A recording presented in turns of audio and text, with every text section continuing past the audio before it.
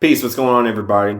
Just wanted to make a quick video talking about the planet Mars and its travels through the signs, not the signs, but the houses of the zodiac. This is going to be part one. Part one is going to be dealing with Mars going through the first, second, third, and fourth house, creating the first quadrant of the zodiac. So, Mars in general is the planet that is responsible for us being able to have the drive to wake up in the morning.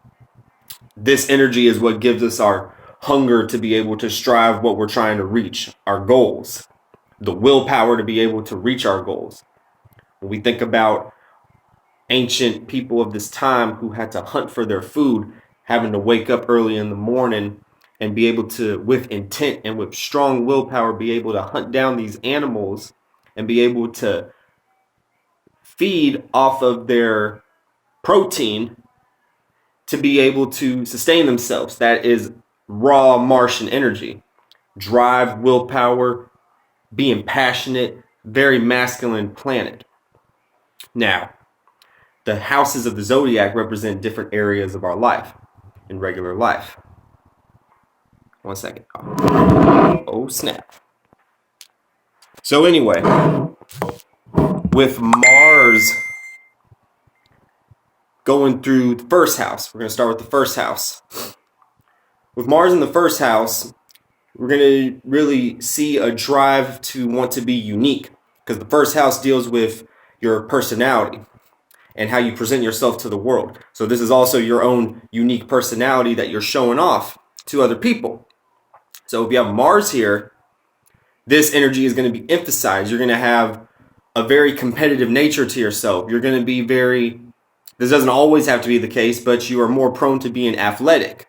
Not even so much like you have super strong, big, bulky muscles, but just because you have the drive and you have the willpower and you have the hunger to want to succeed in whatever sport or whatever profession you're trying to do. Even if you're a musician or a singer or an actor, you're going to be a leader in this area because you have Mars in the first house. You're competitive, so you're going to always want to strive to be the best in whatever room you're in. And with Mars ruling the first house, because the first house is associated with Aries, which rules Mars, it's going to be a very easy time for you to be able to exert this energy. You're not going to feel timid or shy, or you're not even going to feel this energy of, oh, what are people going to think of me if I come across this way? You're just naturally that energy. Now, with Mars going into the second house, when Mars is in the second house, we have this energy of, once again, the association with Mars, will, drive, competitiveness, intention, strong willpower, hunger, drive in the second house. And the second house deals with our possessions. It deals with our money, our finances, things that we value in life, our family heirlooms, stocks, real estate.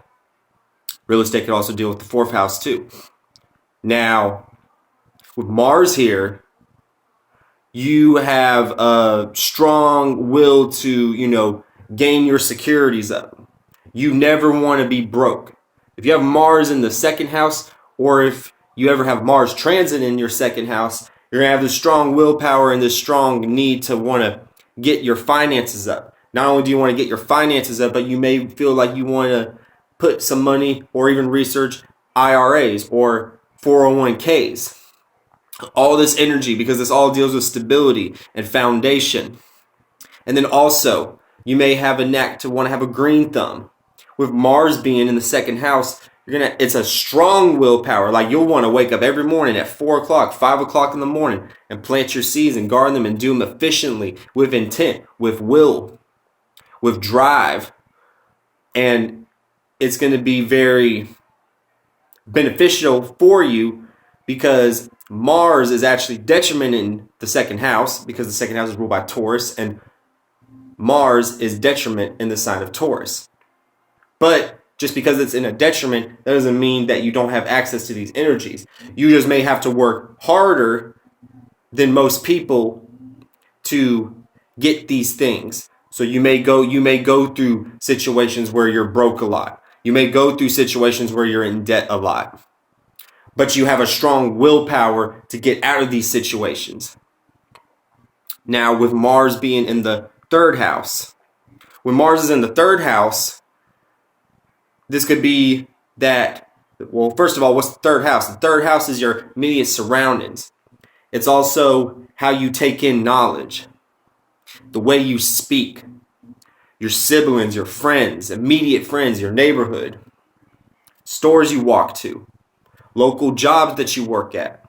With Mars here, you may have very aggressive friends who like roast you and shit like that a lot. You may even have friends, or not even that, but you may be the leader of your friend group, because Mars is a very strong, forefronted, head of the crowd planet. So you may be the leader of your friend group. Or you may have a very strong energy of being a bully on the negative side of it.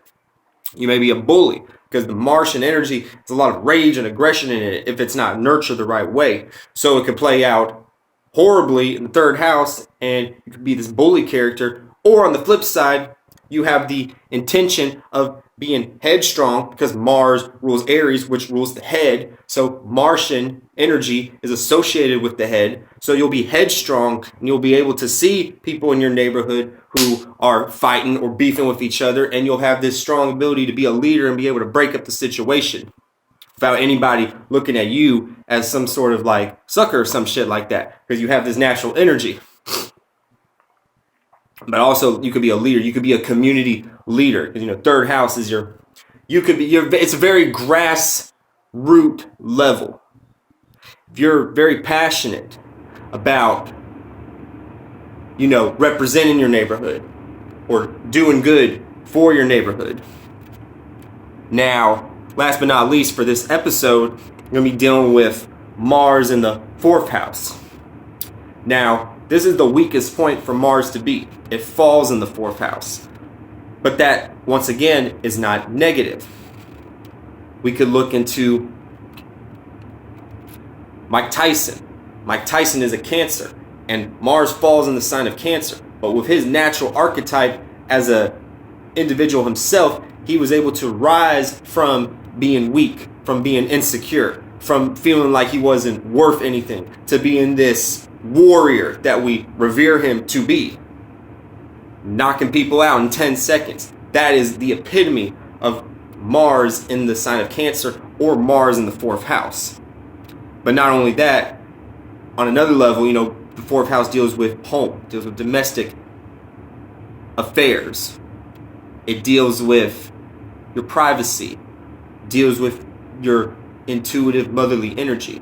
So you may have this drive or this willpower to want to clean up your house all the time. And could even possibly be domestic violence on the negative side, but you got to be aware of these energies. If you have Mars in your fourth house, you have to be aware that you could possibly attract this energy of domestic violence.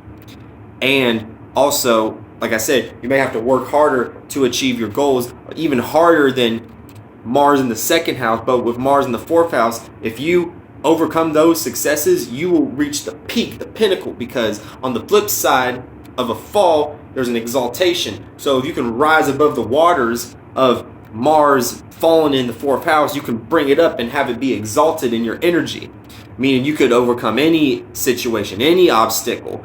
You could take your competitive masculine leadership energy with Mars being here and be able to take it onto levels that nobody's ever seen before.